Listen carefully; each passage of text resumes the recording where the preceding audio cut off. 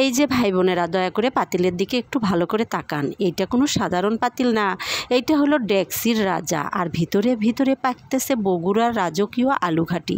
একেবারে 100 জন খাইতে পারবে এমন এক হাই ভলিউম রান্না।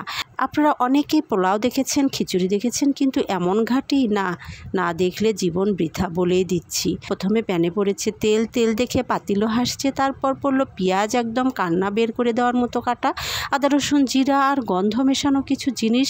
এমন গন্ধ উঠছে পাশের বাড়ির জামাই পর্যন্ত নাক ফুলে হাঁটছে।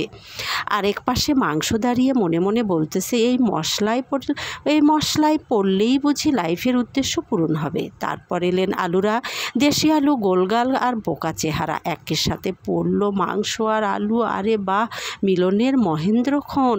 এইবার শুরু হয়েছে আসল জাদু, কষানো। একটা লোক এত মনোযোগ দিয়ে কষাচ্ছে, মনে হয় জীবনে প্রেমেও এত মন দেয় নাই। খুন্তি এমনভাবে নাড়ছে যেন খুন্তিই তার প্রেমিকা।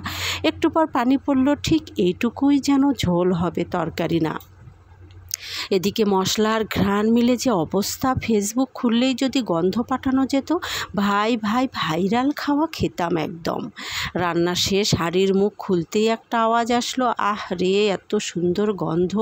চালের ভাতের পাশে ঘাটি পড়লে মানুষ চুপচাপ খায় না, একবার খেয়ে বলে, আব্বা গো আর একটু দাও। এটা শুধু খাবার না, এটা ইমোশন। বিয়েতে, দাওয়াতে, উঠানে, বাসায়, যেখানে এই ঘাটি সেখানেই মানুষ খায় আর বলে, বউ থাক বা না থাকুক, আলু ঘাটি থাকলেই জীবন সার্থক।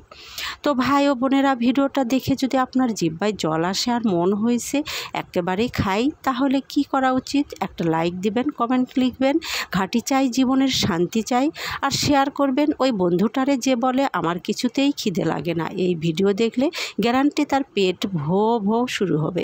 পৃথিবী গোল, পাতিল বড়, ঘাটি গরম। তাই বলছি, থাকুন ঘাটির সাথে, থাকুন বগুড়ার পাশে।